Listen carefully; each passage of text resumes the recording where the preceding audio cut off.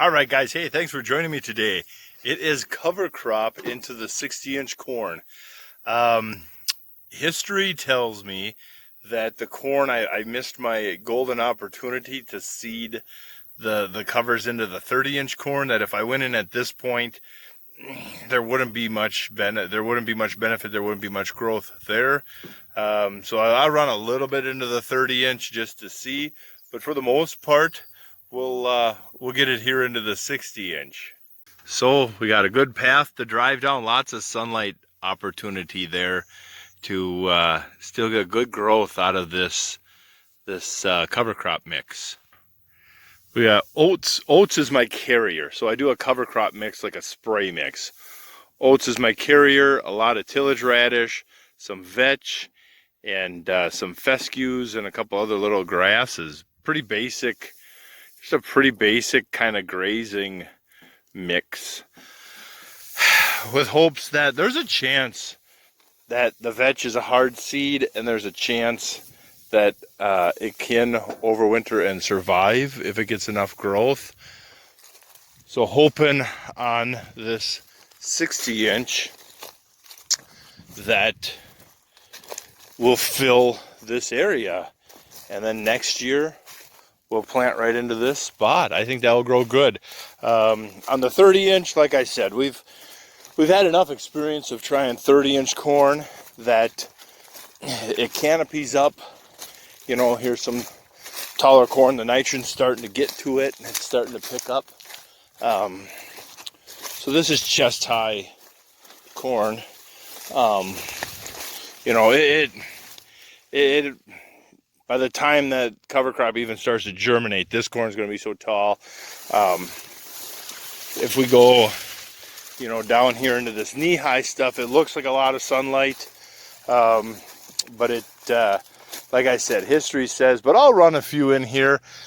The other part I don't want to get too far in here is because some of the corn is starting to take off, and I don't want to cause any damage. So I'm going to stay out of this 30-inch for most of the day.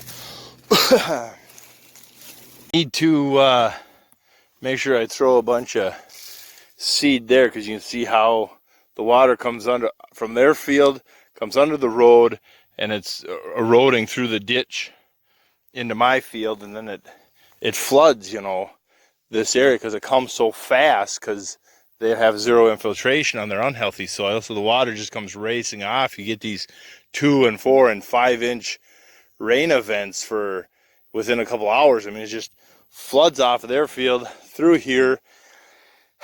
I would love to hook a tile up to it and dig a lagoon out there, and then use that water and come in August and pump it up the hill for irrigation, and then just thank him, buy him a pizza every year for thanking him for his extra water to fertilize my crops. I don't know, but I'll get some cover crops on this headland though, because this headland really needs it. That soil is, it's getting better, but it still gets so tight. We need a lot of roots here. But, well, let's get spreading on this 60-inch and see how that goes. Gotta say, this is rather weird. Rather weird.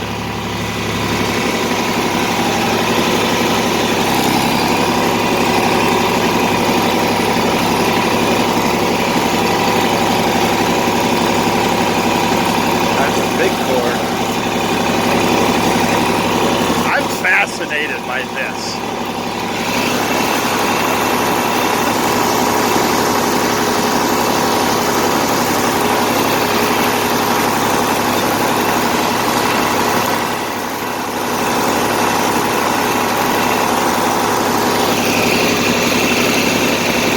For the first time ever, I gave up on planting this wet spot because it never produces anyhow. All it does is every rain flood out. So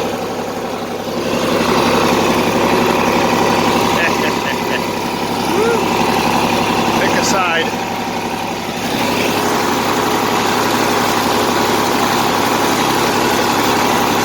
I think I have it too thick. You gotta stop. Nice that it's a cover crop, not your main crop. It don't have to be perfect. It doesn't have to be pretty. It's a functional thing.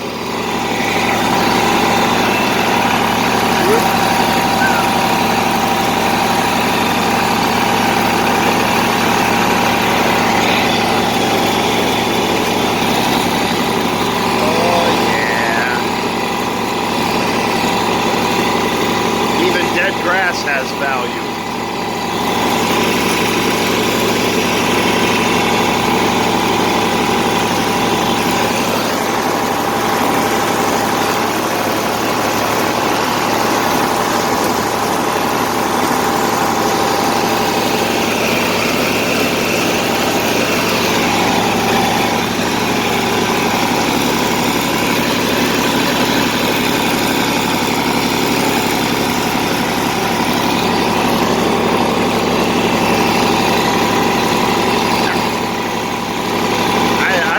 I don't know about what you guys think, but this is just too weird.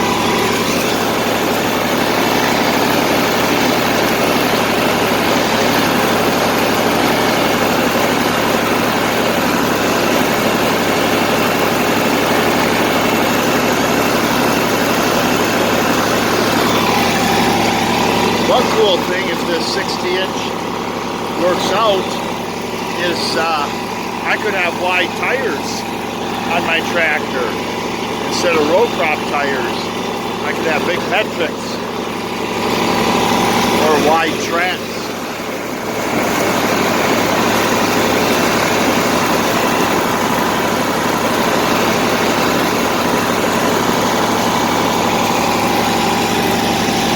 I will also say, if you have dandelions, there's this little dandelion patch right there. If you have dandelions, I should have known better, but this spring was just kind of weird. If you have dandelions, do not no-till through that spot. Prune them down on a pre-emerge, and then rotary hoe that spot, hit that spot with a field cultivator, a lister, a weeder, a rodder, a Phillips harrow, a drag. I don't care. Get rid of them strip till, get rid of them dandelions, because that area will never recover. Now, with that said, the only area that looks like it's recovering is the 60-inch corn, because I have a 30-inch corn spot over here that absolutely is not recovering at all. But somehow the 60-inch corn spot is recovering. Don't ask me why, don't ask me how. I don't know if the dandelions cause a toxicity as they die, if their roots get around the roots of the seedling and choke it out. Don't know. All I know is history tells, see how it's behind? At least it's dark green. Anywhere I have a dandelion patch like this in 30-inch corn, that corn is yellow. Yellow. And history says it will never ever recover. But look how close the plant spacing is. And them plants are just a few inches apart, but yet they're green and they're coming along. I just spread fertilizer last weekend. I mean, this is cool. Spots. This is where it's nice. Hold this sucker up with cover crops. Keep life here. Maybe it would help not be such a drought out spot. I don't know. Do something with it. Better than leaving the soil be bare, dead all summer. Death begets death. Life promotes life.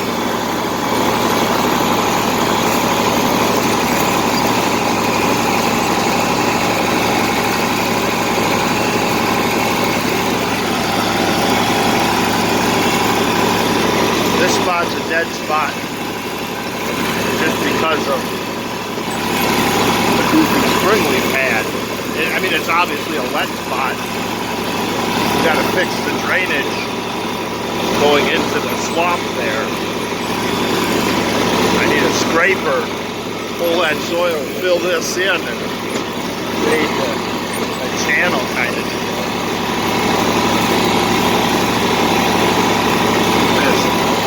This ain't bad looking floor down here. Let's get the mower on and get something cut today.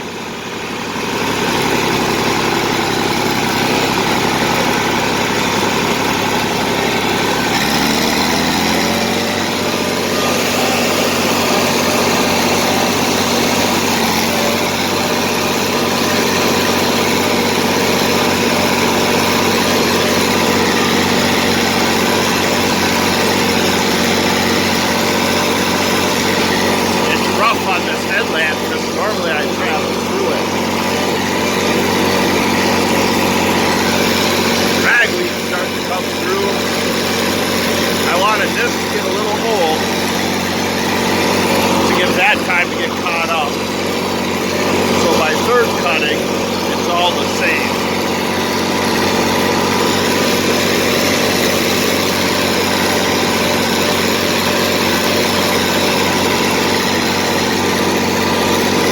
Nice alfalfa, kind of weird cutting purple, but there's tonnage out here.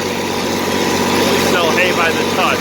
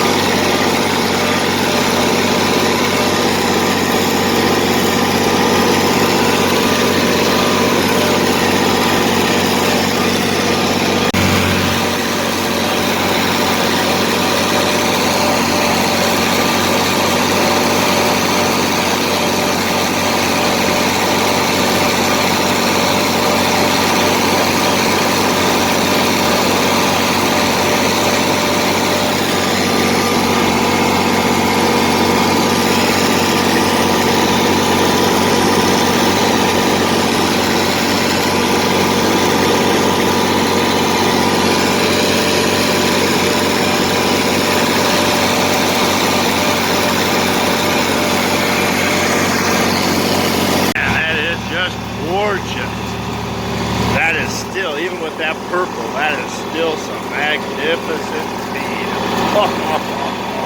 Man, look at that. I had to cut it down because with the wind and the weather, it was going to be flat in a couple days anyhow. It'll rain every day for the next 2 weeks.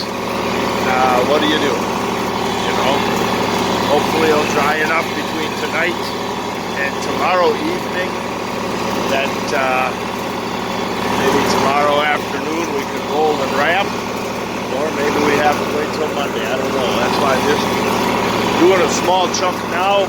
That other stuff is young enough and can wait out the weather for a little bit.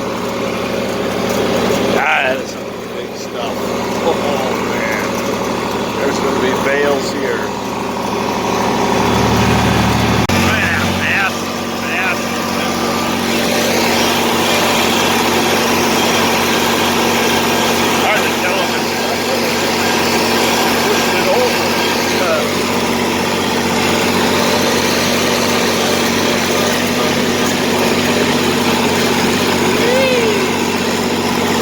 Whee!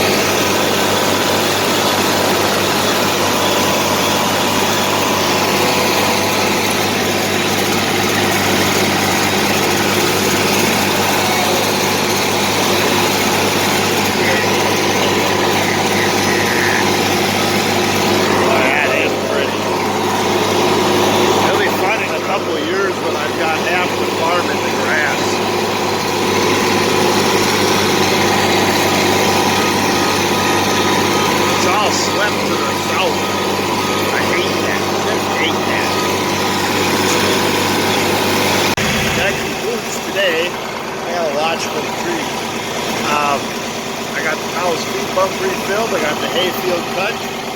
I got another all-in-one portable unit brought home because I sold one. And yeah, it's just good day. It's a good day. Good day. You know, the last few weeks, it seems like every day it just rains or drizzles just enough where you can't get nothing done. So it's kind of nice to get something done today. All right, guys. Thank you.